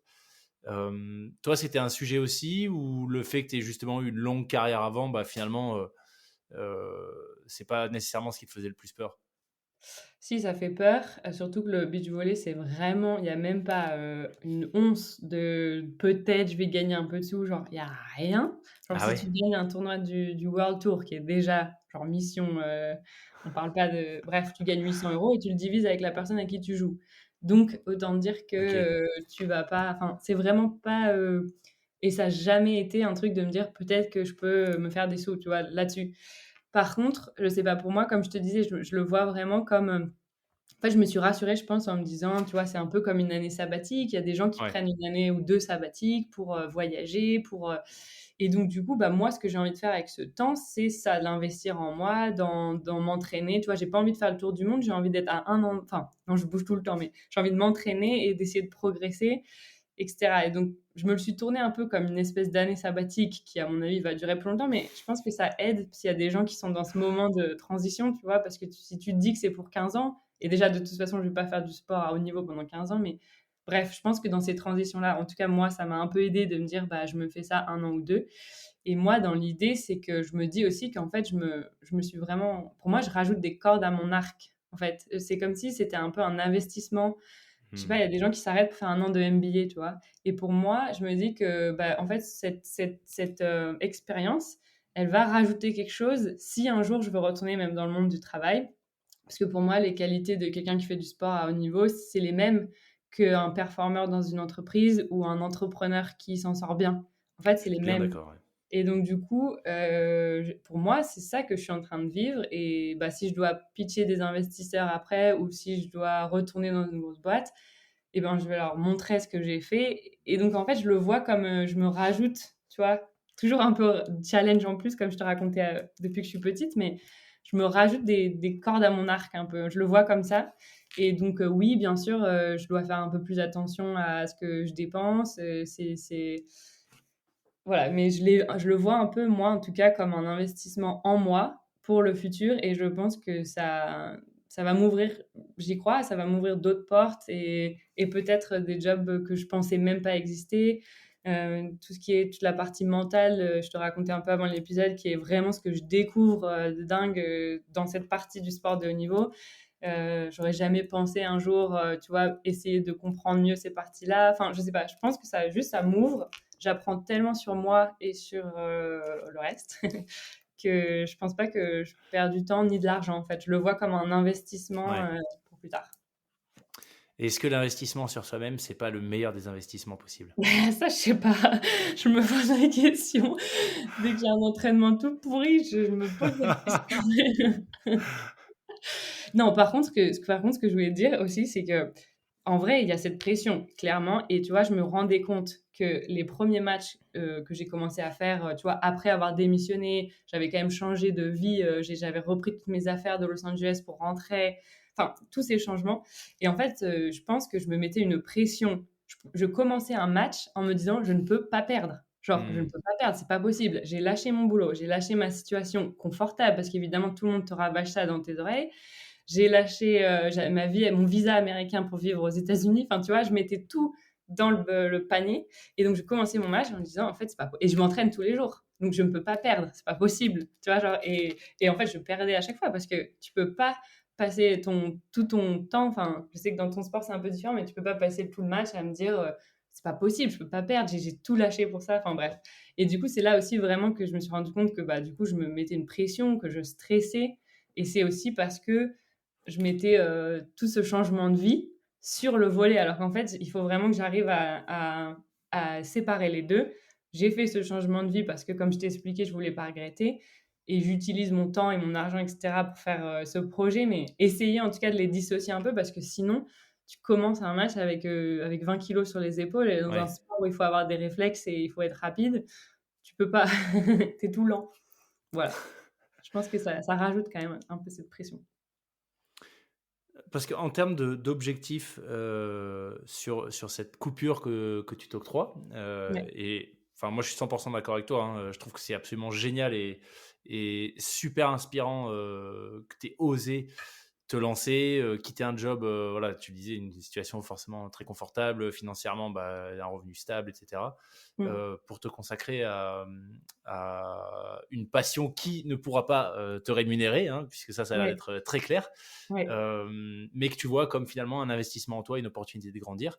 Est-ce que tu as quand même, d'un point de vue, attente vis-à-vis de toi-même, est-ce que tu sais déjà où tu veux aller d'ici, 1 an, 2 ans, 3 ans, que ce soit en termes de résultats, en termes, d'amélioration de ton jeu, en termes Ouais. d'équilibre de vie? Est-ce qu'il y a des choses comme ça que tu as déjà clairement identifiées, que tu vises? Alors, ouais, en fait, à la base, mon projet, c'était vraiment et ça l'est toujours, mais de jouer des tournois internationaux. Donc, au beach volley, tu as 3 niveaux différents pour les tournois internationaux. Et en gros, un peu comme, je pense, le tennis, tu vois, où tu as des tournois ATP, mais différents. Tu as les grands chelems. Donc là, tu as Nadal, etc. Mais tu as aussi plein d'autres tournois de haut niveau qui sont en dessous. Bref, et donc au beach volley, c'est un peu pareil. Tu as 3 catégories comme ça. Donc la plus haute catégorie, c'est en gros les équipes qui vont aux JO, enfin qui essayent de se qualifier pour les JO, etc. Mais moi, mon but, c'était de jouer les tournois qui s'appellent Futur, donc les tournois internationaux, donc représenter la France. Donc déjà, ça a été discussion, enfin, de parler avec la fédération française, parce que j'avais jamais joué en France, donc de pouvoir prouver tous mes résultats. Donc ça a aussi fait partie de, je l'oublie limite maintenant, mais il a fallu aussi un peu pas se battre, mais tu vois, expliquer mon parcours, d'où je venais et montrer mes résultats aux États-Unis, mais que j'avais pas de résultats en France. Blablabla. Donc il y a eu cette partie-là et ensuite j'ai commencé d'ailleurs j'ai été m'entraîner, je me suis entraînée, bref, et j'ai fait des tournois internationaux que j'ai commencé donc avec une joueuse française. Donc en fait le challenge dans ce sport, c'est vraiment et dans mon projet, c'est de trouver la personne qui va être avec moi parce que c'est pas un sport individuel. Donc ce qu'on oublie dans tout ça, c'est que c'est bien beau que moi je veuille m'investir à fond et mettre de l'argent et du temps et de l'énergie, mais je dois convaincre quelqu'un de venir le faire avec moi. Et cette personne, attention, accroche-toi, les critères, la liste de critères de cette personne, c'est pire qu'un couple. Enfin, en gros, je t'explique. En gros, il faut que je trouve une Française. Donc déjà, ça réduit, moi qui ai habité à l'étranger et qui ai zéro connexion en France, il faut qu'elle soit française. Moi, je joue en défense, donc on est deux, mais on a chacun un rôle sur le terrain. Donc, il faut que je trouve une bloqueuse, donc c'est celle qui est au filet. De manière générale, c'est une très grande, quelqu'un qui est très grand et qui est au filet pendant que moi, j'essaie de défendre les balles derrière. Il faut qu'elle ait l'envie. il faut qu'elle ait un peu d'argent parce que comme on a expliqué, tu gagnes pas d'argent, mais il faut en dépenser pour y aller jouer un tournoi. Même si c'est en Europe, ben, à chaque fois, ça a des coûts et ça. Bon, bref, tu vois, je te fais la liste, mais donc, au final, c'est un des challenges principal. C'est ça, c'est trouver la personne, si elle m'entend. Non, je rigole. Mais donc, du coup, j'ai déjà fait, j'ai commencé, donc, mais en fait, à la base, je voulais vraiment trouver une fille et faire tout ensemble. Et en fait, je me rends compte que dans ce projet, il va y avoir des partenaires différentes. Et donc, j'ai eu l'opportunité et la chance de jouer avec Déborah Geaoui, qui avait joué en équipe de France pendant assez longtemps et qui a eu 2 enfants maintenant et qui habitait aussi en Espagne. Donc, je lui ai un peu expliqué mon projet, etc. Et donc, elle m'a dit, bah, moi, ça m'intéresse plus de jouer au niveau enfin, je l'ai déjà fait, quoi. Maintenant, j'ai mes enfants et tout, mais un peu pour te lancer, je suis d'accord de faire 1 ou 2 tournois avec toi, etc. Donc ça, c'était une super expérience, mais je savais que c'était juste pour 1 ou 2 tournois. Mais donc j'ai eu l'opportunité, on a joué à Madrid, un tournoi du World Tour déjà, et on a joué un autre tournoi international qui était en France déjà. Et ensuite, là, j'en joue un à Majorque avec une autre joueuse française que j'avais été rencontrée. J'étais allée passer 3 jours chez elle. Donc, c'est des expériences à chaque fois. Je passe mon temps à tout noter, mais je la connaissais pas et je suis allée chez elle pour s'entraîner pendant 3 jours. Tu vois, c'est bizarre. T'es jugé sur Ouais. le sport et tout. Enfin, ouais, c'est des expériences que voilà, j'aurais jamais vécu sinon. Et donc là, on va jouer un autre tournoi du World Tour ensemble, qui a une étape à Majorque justement dans un mois. Et voilà, et donc en fait, mon idée initiale de m'entraîner tous les jours avec la même joueuse et que ça soit une Française et qu'on puisse jouer les tournois du World Tour, pour l'instant, c'est plutôt avoir des partenaires différentes et tu vois, s'il y a une fille qui me dit go, on y va, j'y vais quoi. Et en attendant, je m'entraîne avec ma partenaire avec qui je joue le championnat national. Et là, on s'entraîne tous les jours ensemble, etc. Mais donc, je suis un peu, en gros, entre si j'arrivais idéalement à trouver une joueuse française qui pouvait s'entraîner tous les jours avec moi, bah, ça, c'est le Graal, l'idéal. Mais sinon, c'est aussi, j'ai appris à moins planifier et à être plus flexible et me dire, bah, si l'opportunité. Et dans ce sport, ça arrive parce que quelqu'un peut se blesser, bah, il y a une fille qui est dispo, ou alors, tu sais pas, elles se sont engueulées, ça arrive aussi. Donc, du coup, il y a quelqu'un qui est dispo. Et donc, en fait, c'est aussi un challenge, c'est un sport, on me dit des fois, c'est un sport individuel à 2. Parce que tu dois être techniquement, et tu as tes points, ils sont individuels par exemple, mais par contre, tu es une équipe, c'est un peu bizarre, mais c'est en tout cas un des challenges que j'ai. Ok. Ok, ok, super intéressant. Ouais, effectivement, quand tu le dis, ça paraît évident et tout bête, mais oui, en étant deux, les challenges, les enjeux, bah ouais. Parce Ouais, c'est qu'au-delà d'avoir quelqu'un qui, comme tu disais, tu vois, qui est plutôt bloqueuse, Mm. française, à peu près du même niveau que toi, etc., il faut aussi, j'imagine, qu'elle ait les mêmes objectifs que toi. C'est-à-dire que si elle Ouais. vise juste un niveau, je sais Ah pas, oui, le bien sûr, niveau oui. 3 Mm. le niveau 3 sur 3, mais que toi, ton objectif, c'est d'aller sur le niveau 2, Ouais. ou d'être prête, tu vois, d'ici 6 mois, alors qu'elle se donne plutôt 1 an et demi. Ouais, effectivement, ça fait beaucoup de paramètres Ça fait beaucoup de paramètres et à aussi, gérer. c'est con, mais c'est important aussi, je m'en rendais peut-être moins compte, mais en fait, tu passes un temps ensemble qui est, c'est vraiment comme une relation de couple parce que tu es 2 et c'est aussi bien s'entendre, tu vois? En dehors du terrain Ouais. parce que tu vas perdre beaucoup plus de fois que tu vas gagner en statistique et tu passes, tu vois? Tu vas à un tournoi, tu voyages, tu nin enfin, en fait, tu passes énormément de temps en dehors du terrain. Donc en plus, il faut que ça accroche un peu, tu vois? Genre, ça existe des équipes qui s'entendent pas du tout, mais qui jouent bien ensemble et machin, mais c'est quand même compliqué, quoi. Donc, il Ouais. faut aussi trouver quelqu'un avec qui, ouais, enfin, ça passe bien et t'as pas envie non plus d'être tout le temps. Enfin, ouais, c'est quand même, c'est pas simple, en plus de tout ça. Et tu as des Ah, exemples d'équipes autour de toi qui ont réussi qui fonctionnent très bien ensemble et tu vois, qui ont réussi à ce qu'il y ait des matchs, à se trouver des profils complémentaires, etc. Bah alors du coup, bah, il y a les équipes fédérales françaises, il y en a 2. En gros, en France, la France, elle a 2 équipes fédérales, donc elles, c'est leur métier, elles sont payées par la fédération. Enfin, je les connais pas du tout personnellement, donc je ne sais pas comment ça se passe. Après, c'est le monde un peu fédéral, on va dire. Et après, au beach volley, tu peux aussi être comme moi en projet sur le côté autofinancé, donc t'es pas sous l'égide de la fédération. La fédération doit t'enregistrer, c'est elle qui t'inscrit au tournoi, donc pas n'importe qui peut s'inscrire. La fédération doit quand même dire, OK, elle sait jouer au volley. Mais après, c'est pas la fédération qui te finance. Mais Ok. non, et moi, en gros, là, en ce moment, par contre, donc j'ai une amie que j'avais rencontrée à Los Angeles quand j'ai habité à Los Angeles. Donc, le seul problème, elle a tous les critères, sauf le français. Et en gros, je me suis dit, bah, pour l'instant, c'est top parce qu'on arrive à progresser ensemble. Elle est venue à partir de juillet, mais on a fait un petit bout de la saison ensemble. Donc, on a fait plein de matchs ensemble. On commence à mieux se connaître. Elle fait 1,92 m. Donc, elle est très Ah grande. oui. Et donc, du coup, non, et vraiment, on est amis à la base aussi. Enfin, amis. Je ne la connaissais pas non plus tant que ça, mais bon, bref, c'est cool parce qu'on partage aussi beaucoup de temps en dehors, comme je te disais. Même là, à Majorque, on s'entraîne pendant 3 mois, on vit ensemble. Enfin, tu vois, c'est des trucs où tu n'as plus forcément l'habitude, etc. Mais bon, bref, donc je dirais que même l'exemple là que je vis en ce moment, c'est pas facile non plus parce qu'il faut réussir à communiquer. Moi, je sais que je pense que cette expérience, elle va aussi beaucoup m'apprendre sur moi, mais la communication, encore une fois, comme je te disais, c'est pareil pour un couple, mais en fait, tu dois réussir à savoir tu vois, dans un match, si moi ça va et elle ça va pas trop, bah, qu'est-ce que je peux faire pour l'aider?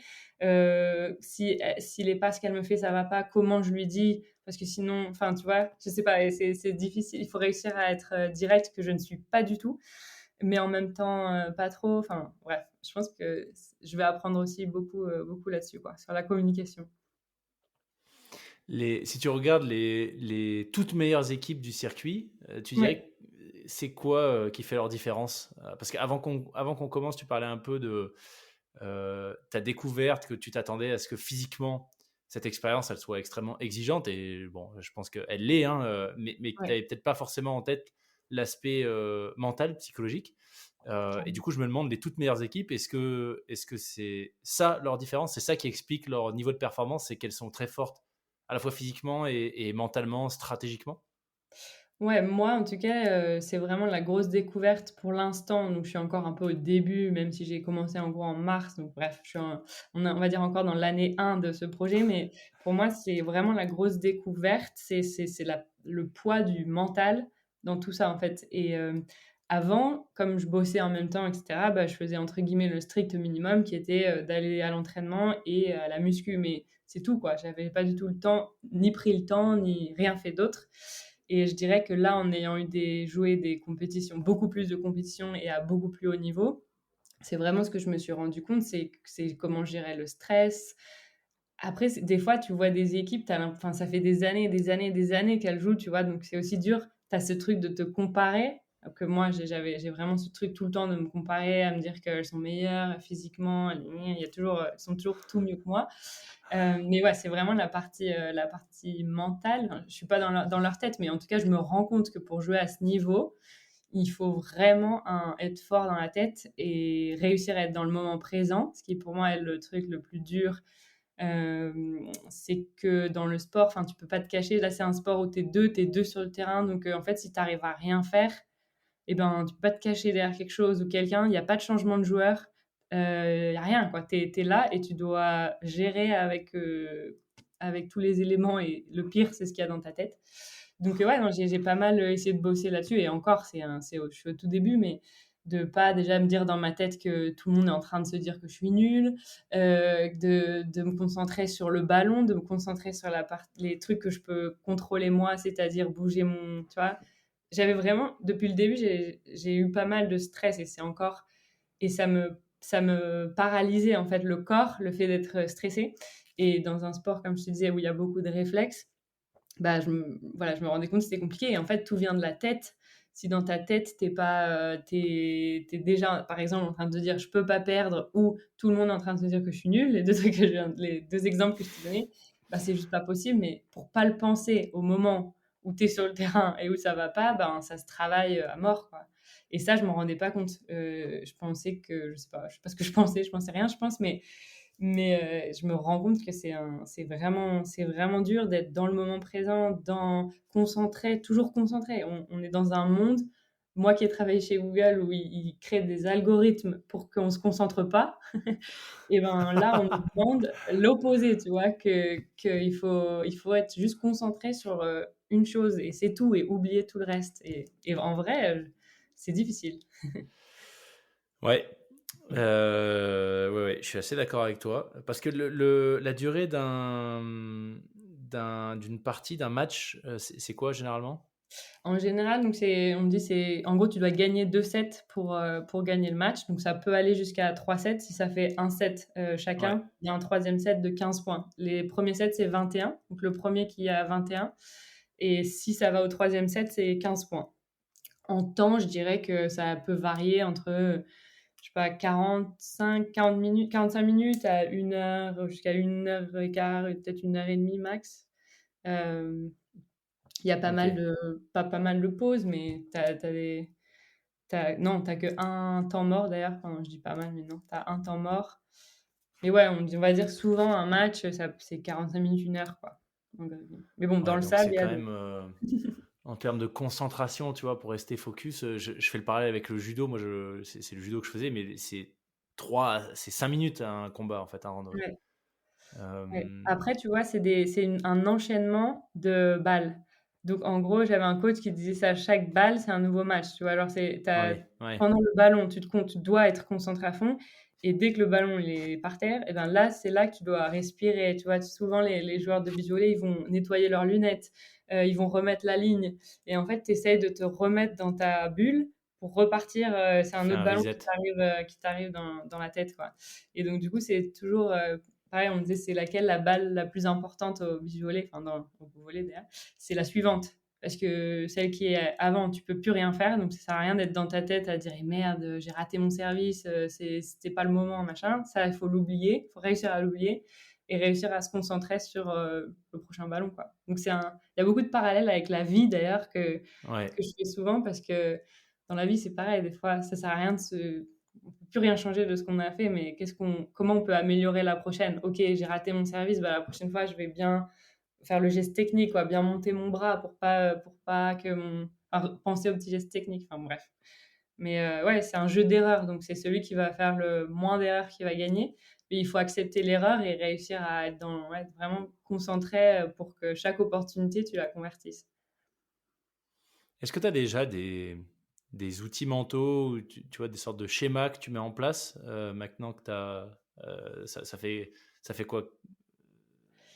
Ça Ça fait fait 6 mois que ouais, tu es. ouais.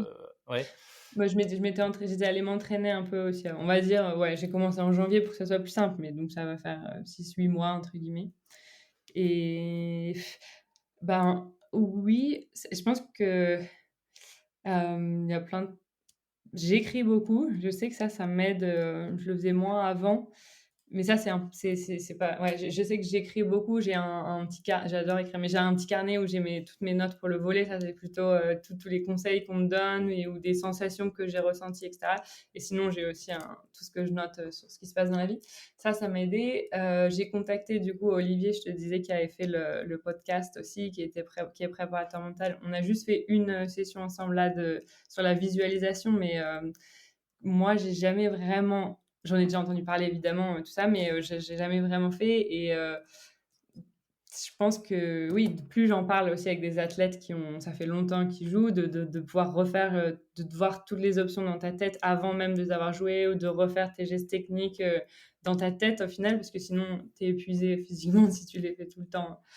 Donc non, ça, je pense que ça va pouvoir m'aider. La méditation, pareil. En fait, c'est tous des trucs que je sais que ça existe, mais j'ai jamais vraiment j'essaie de plus en plus, mais ça reste encore pour moi, dur, en fait. Je sais pas par où commencer, je sais pas il faut vraiment persister. En fait, c'est vraiment j'essaye maintenant, là, de plus en plus de me dire: «En fait, c'est de la muscu». C'est la muscu ouais. de mon cerveau. Ça fait, même maintenant que je fais beaucoup du beach, on va dire au moins 5-6 ans que je vais à la muscu 3 fois par semaine, mais par contre, je fais pas de muscu pour mon cerveau, quoi. Donc j'avais aussi ouais, bref, d'en faire, comment? De faire, au moins quelques fois par semaine, bah, en fait, c'est nécessaire. Donc j'essaye de le voir comme ça et donc du coup, de me dire que ça fait partie du travail, c'est Hmm. d'entraîner mon cerveau. Ben, je pense que tu l'as très bien résumé, hein. L'analogie, elle est excellente. C'est de la muscu pour le cerveau, hein, Mmh. clairement. Et Donc, ça. la muscu, j'y vais le matin et je fais mes petites répétitions, tu vois? Et je me pose pas non plus 1000 questions justement et je le fais pas pour mon cerveau donc c'est work in progress, mais j'avais bossé aussi avec un coach mental, Rémi, qui m'a beaucoup aidé au début. Justement, c'était surtout sur la confiance en moi, que j'ai toujours pas beaucoup, mais qui est essentiel dans le sport et dans le sport de haut niveau. Donc, il y a plein de trucs à travailler, mais justement, je trouve que c'est hyper intéressant. Et comme je te disais, je m'étais tellement dit que la clé, ça allait être de m'entraîner à outrance, parce que j'avais l'impression que c'était ça, quoi. Pour être fort, il faut s'entraîner. Ça fait partie, c'est vrai, je m'entraîne quand même 3 heures par jour, donc c'est pas rien. Mais le reste du temps, il y a plein d'autres trucs que je peux faire sans épuiser mon corps, qui peuvent vraiment m'aider dans ces moments où j'arrive pas. Et, enfin, de l'avoir vécu aussi, je pense, tu vois, d'avoir été dans ces moments où tu es dans ta tête et tu peux rien faire, il y a rien qui marche. Et j'ai joué des fois à des niveaux, c'était pas mon niveau, mais de stress. Bref, et du coup, tu veux pas que ça se reproduise. Donc c'est hyper intéressant. J'apprends doucement, mais je trouve ça chouette. C'est un tout nouveau domaine pour moi. Bah, comme tu le disais, si c'est l'opportunité d'apprendre de nouvelles choses, de découvrir de nouvelles choses, d'investir en toi, bah, ouais, effectivement, la partie mentale, c'est peut-être le meilleur cadre, le sport de haut niveau, pour s'essayer à de nouveaux exercices. Carrément. Et comme je te disais dans mon idée de toute façon, pour moi, la vie, il y a plein de vies dans une vie, entre guillemets, mais c'est des choses qui feront que, toujours dans ce que je te disais, mais pour moi, c'est des super atouts, qu'on soit après dans le monde de l'entreprise ou entrepreneur, ou ce sera forcément des forces C'est clair, que j'aurai travaillées. Donc voilà. c'est clair. Ouais, parce que comme tu le disais, enfin, tu disais que le volley, euh, c'est peut-être c'est une très bonne école de la vie par rapport à tu vois, cette notion de on n'a pas contrôle sur ce qui vient de se passer, donc on se concentre sur la suite. Ouais. Finalement, moi j'ai envie de te dire, c'est presque, enfin, le sport en général, dès que tu le fais à un certain niveau comme toi, je pense que tu as forcément des apprentissages qui sont exploitables dans d'autres domaine, on va dire, que juste le sport. Et tu Ouais. parlais tout à l'heure d'entrepreneuriat. Je sais pas si demain, tu dois effectivement pitcher, comme tu disais, à des investisseurs. Bah oui, la capacité à tout de suite rebondir quand on a un qui sort son téléphone en plein milieu de ton pitch ou Ouais. tu vois, qui regarde en l'air. Je pense que ouais, là, ce sera typiquement le genre de situation où tu auras des skills développés dans le sport transposables Ouais. dans le milieu corpo. Ouais, ouais, et des fois, c'est ce que j'essaie de me dire aussi, c'est que, et comme peut-être beaucoup de gens qui font des transitions, et cetera, c'est que les autant je me dis tout le temps: «Peut-être que ça va me servir plus tard», mais j'essaie aussi de plus en plus de me dire: «OK, qu'est-ce que j'ai que je peux Hmm. utiliser?» Tu vois? Parce que quand on fait une transition comme ça ou qu'on change de boulot, on n'a pas rien fait les 10 dernières années, tu vois? Et des fois, je me retrouve, encore une fois, je te remets la situation, moi j'ai 34 ans et j'arrive, les filles, elles ont 20 ans, 25 ans, physique, elles ont fait tous les centres de formation, blablabla. Et de plus en plus, je me dis, OK, mais moi, qu'est-ce que je peux utiliser, tu vois, et donc là, dans l'idée, c'est, par exemple, moi, ça fait 10 ans que j'analyse des données pour chaque décision que je dois prendre, etc. Donc, j'essaye aussi de me dire, tu vois, je regarde beaucoup de matchs enfin, je regarde des vidéos de gens qui jouent aussi et en regardant, OK, quels sont les points qui marquent, tu vois, et je m'en fais, et je m'en fais, et je m'en fais pour me dire, en fait, s'il y a une fille qui, sur ce coup-là, elle marque 9 fois sur 10, qu'est-ce que je me fais chier en essayer en savoir tous les faire? Non, mais j'exagère, mais en gros, c'est aussi savoir s'il y a des gens, encore une fois, qui écoutent et qui sont dans ce genre de reconversion, on ne perd pas non plus tout ce qu'on a fait avant. Et peut-être que je vais perdre un match, mais je vais avoir la capacité de me dire, OK, qu'est-ce que j'ai appris de ce match? OK, kata, mes services, ça allait pas du tout, blablabla. Enfin, et d'avoir la capacité de rebondir que peut-être j'aurais pas eu ou que quelqu'un n'a pas à 20 ans, Ouais. etc. Donc, c'est d'essayer d'utiliser aussi les forces qu'on a en nous parce qu'on les a développées dans un autre cadre complètement, et voir comment on peut les adapter. Et vraiment, je pense que les deux mondes, ils sont, plus je vis dans un monde à l'autre, en fait, c'est le même monde, clairement, et c'est vraiment les mêmes choses qu'il faut savoir faire. Le réseau, on parlait en entreprise, là, c'est pareil. Quand je te disais d'essayer de trouver une joueuse, comment je fais pour essayer de trouver une joueuse française, c'est que par du réseau, etc. Enfin bref, c'est vraiment la même chose. Donc, des fois, ça rassure aussi. C'est pas non plus un changement à 360 degrés parce que Ouais. on utilise les mêmes choses. Tu repars pas de zéro et tu as Ouais, forcément des compétences qui sont transférables. ouais, C'est super intéressant. Est-ce que tu arrives déjà, donc voilà, ça fait 5 ans, c'est ça, 5-6 ans que tu fais du volley Du vraiment de beach manière. volley, oui, du volley en tout, j'avais commencé à 15-16 ans, donc ça fait Mais, pratiquement 20 ans. et beach volley, donc 5-6 ans Que depuis je m'y 5. mets Ouais, vraiment, ouais, je dirais que ça fait cinq ok. six ans. Et donc là, 6 mois depuis que c'est ton activité principale, est-ce que tu arrives déjà à, est-ce que tu as suffisamment de recul, est-ce qu'il y a suffisamment de temps qui s'est écoulé depuis ta transition, donc ta démission de chez Google, pour que tu arrives déjà à dire ce que l'expérience t'a apporté humainement jusqu'à présent, la manière peut-être dont tu t'es toi déjà vu grandir depuis janvier 2023 quand tu t'es lancé. Ouais, bah, déjà, j'ai été dans plein de situations, enfin, j'ai voyagé, j'ai rencontré, tu vois, j'ai essayé de trouver un endroit pour m'entraîner, donc j'ai été rencontrer, des coachs différents, et du coup, d'essayer de comprendre, quel est leur, enfin, comment ils voient le truc, vendre un peu mon projet aussi et cetera à d'autres personnes, donc non, je vois déjà c'est toujours dur de regarder un peu le chemin parcouru, mais clairement, même rien que d'avoir eu l'autorisation par la fédération, d'avoir déjà fait 2 tournois du World Tour, maintenant de m'entraîner dans un centre de formation avec une super joueuse, donc heu, donc non, non, il y a clairement du chemin parcouru. Sur le terrain, je le ressens aussi, il y a beaucoup de choses qui ont progressé. Après, comme tu sais tous les jours, tu vois, tu as du mal des fois à vraiment te dire, Ouais, tu as vraiment progressé. Donc ça, des fois, c'est les autres aussi qui peuvent me le dire ou et cetera. Mais non, ouais, je pense que, en fait, c'est vraiment j'ai l'impression d'avoir, pas ch déjà, ouais, je sais pas, c'est un peu une philosophie de vie, mais je sais pas si elle est vraiment attribuée à ce changement de vie, mais un peu. C'est de vraiment tout ce que je fais, me dire que, c'est qu'un apprentissage et je le faisais moins dans le monde du travail, je pense et dans là, mon projet que je fais, j'ai vraiment ce truc de me dire, bah, peut-être parce que je me suis dit que quoi qu'il se passe, de le vivre, ça serait une réussite.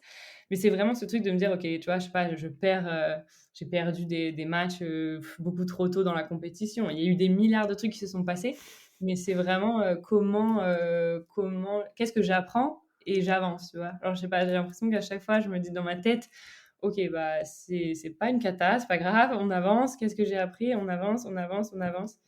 Et en tout cas, je le faisais moins dans mon travail quand on est dans le comme peut-être c'est aussi un projet qui me plaît à fond et que je ouais, suis passionnée et que je suis à fond dedans. Mais ouais, et je pense que ça m'aide aussi tu vois, à moins enfin, c'est pas grave quoi, on avance, on apprend et j'essaie de me rappeler la plupart du temps dès que j'ai un peu des moments de coup de mou où je suis négative, me dire qu'en fait, j'apprends plein de trucs et voilà. Ça aide beaucoup, je trouve qu'à chaque fois de me dire, «C'est pas grave, j'ai perdu, mais OK». Et d'ailleurs, de plus en plus, tu vois, ces défaites, je sais qu'on dit toujours qu'on apprend plus de nos défaites que de nos victoires, mais vraiment, tu vois, il y a des défaites qui ont fait tellement mal qu'il y a plein de matchs que je commence et avec ma coéquipière, on rigole des fois et on se rappelle ce moment, on dit: «Putain, ça peut pas arriver, quoi, c'est pas possible» et donc en fait, en vrai, c'est vrai que tu apprends aussi de tes défaites et ces moments-là, ils font mal, quoi, quand tu voyagé, tu t'es entraîné, tu as payé pour ton truc et tu arrives et tu arrives pas du tout à jouer et c'est fini. Mais bon, tu rentres, les fois d'après, on va dire aussi avec, cette expérience et que tu veux pas que ça se reproduise ou tu veux que ça se reproduise et tu avances et voilà. Donc voilà, non, je pense que je sais pas, j'ai vraiment ce truc de me dire, il y a pas il faut vivre ce truc à fond et le pire truc, ça serait que j'ai fait tout ça et que je kiffe pas ou que et d'ailleurs ça m'arrive ouais. souvent, mais ce que j'essaie de me rappeler, en fait, le pire truc, ça serait de me dire: «J'ai fait tout ça et en fait, ça a été, que dans la douleur» et ça l'est beaucoup aussi, hein. Je dis que tout est cool et cetera, mais évidemment, il y a plein de moments de doute, où c'est dur et cetera. Mais ce serait dommage de me gâcher le truc sans me rappeler qu'il faut aussi en profiter et que je suis là pour apprendre et que au pire, il peut rien vraiment se passer de cata. Ouais, c'est clair. Tu connais la notion de growth mindset?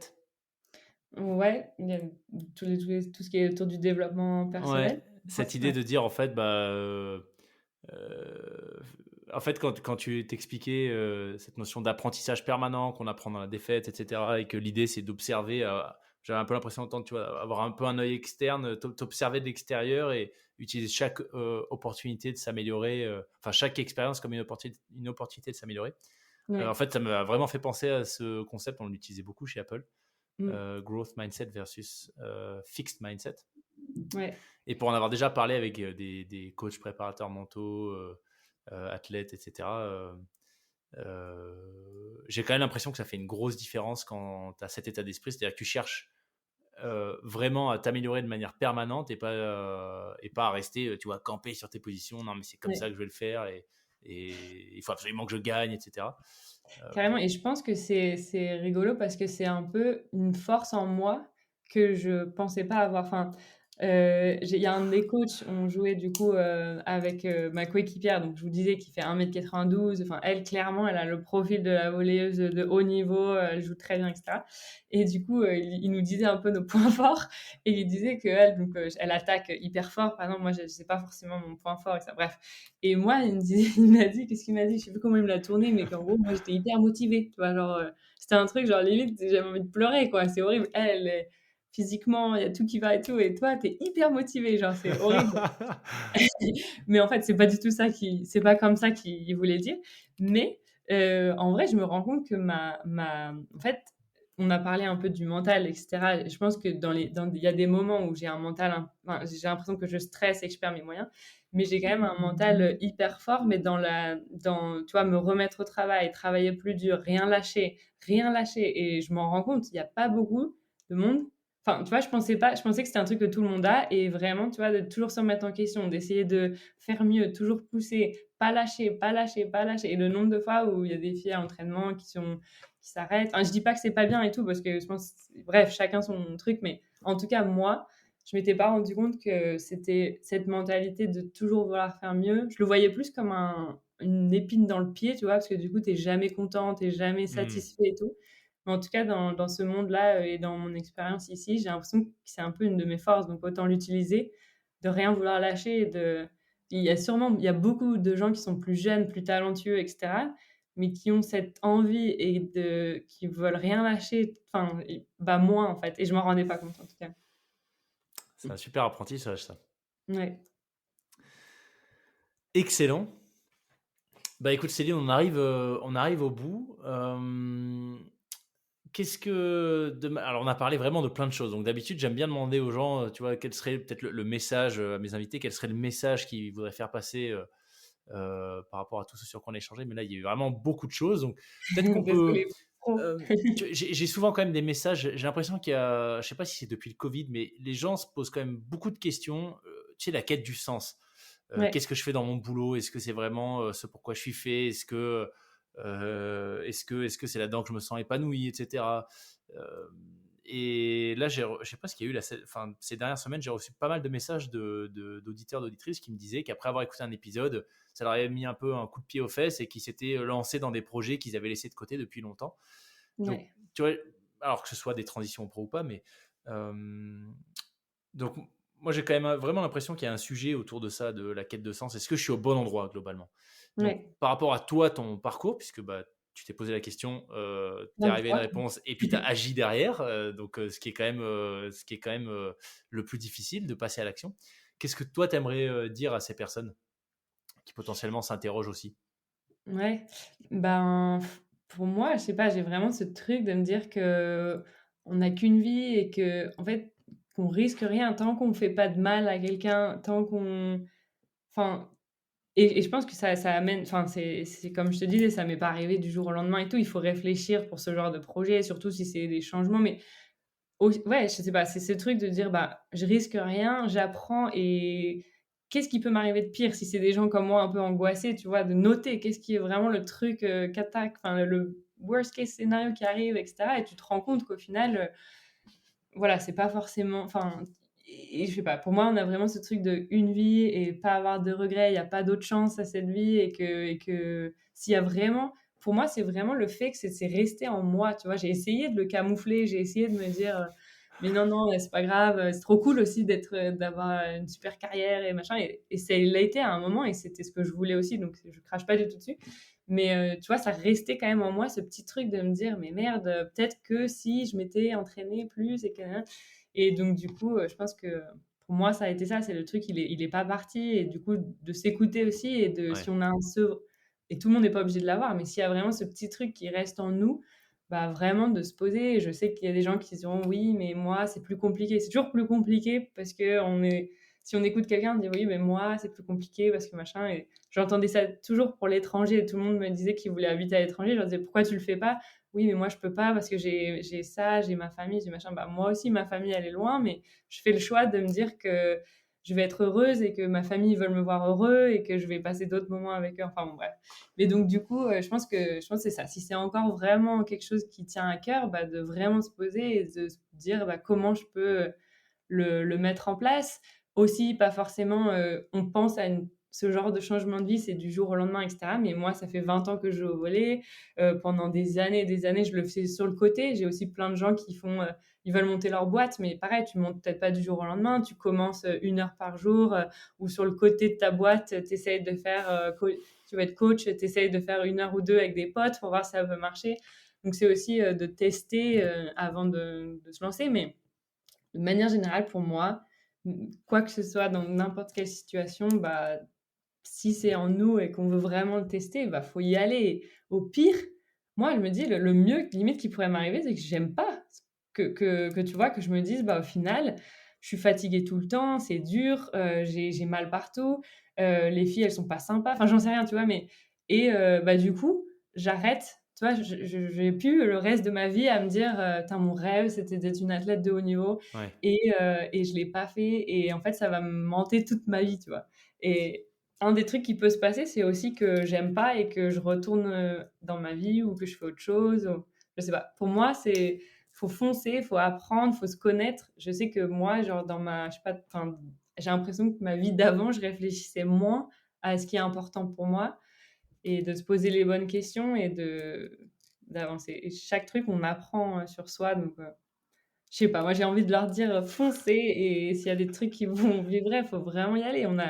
Il y a qu'une vie et on peut toujours revenir en arrière, on peut toujours changer. Ça c'est des galères, mais on revient toujours et je sais pas, pour moi, s'il faut y aller, il faut pas avoir de regrets. S'il y a une personne qui écoute et qui se lance avec ça, ce serait trop cool, mais j'ai pas mal ce retour de gens qui me disent: «Ah mais c'est courageux et j'aimerais bien et machin» et j'ai envie de leur dire: «Mais qu'est-ce qui t'empêche? Ouais. Dis-moi, comme ça je vais te faire les questions-réponses» et au final, on se rend compte que c'est souvent nous-mêmes, on se met les limites nous-mêmes, Ouais. mais oui, il y a des gens qui vont penser que ma décision, c'est débile, que j'ai pas le niveau, que j'y arriverai jamais, que ouais, mais c'est pas grave. J'y vais. On y va, on avance. On avance. Excellent. Yes. Un grand, grand merci Céline, je me suis régalé, c'était vraiment passionnant. Alors déjà, évidemment, d'en apprendre plus sur l'univers du beach volley, parce que je n'étais pas forcément au fait des subtilités du sport. Et puis surtout d'en apprendre un peu plus sur ton parcours et comment est-ce que cette transition s'est mise en place, tes objectifs, ce que tu trouves, comment tu grandis. Bref, franchement, un parcours très, très intéressant, très inspirant. Et je suis sûr et certain que ça aura un impact très positif, en tout cas sur la communauté des frappés. Donc, merci à toi pour ton témoignage. Pas de souci et s'il y en a qui veulent, enfin, me contacter et cetera, avec grand plaisir, pour discuter si besoin, mais non, merci beaucoup de m'avoir reçue et je suis une grande fan des frappés, donc j'adore toujours et je me dis toujours que mon parcours n'a rien de ce que j'écoute à chaque fois, mais si ça a pu, inspirer quelqu'un, ça serait trop chouette, donc Génial. avec Un grand grand merci plaisir. Céline. Pas de À souci. très bientôt. Ciao. Bye.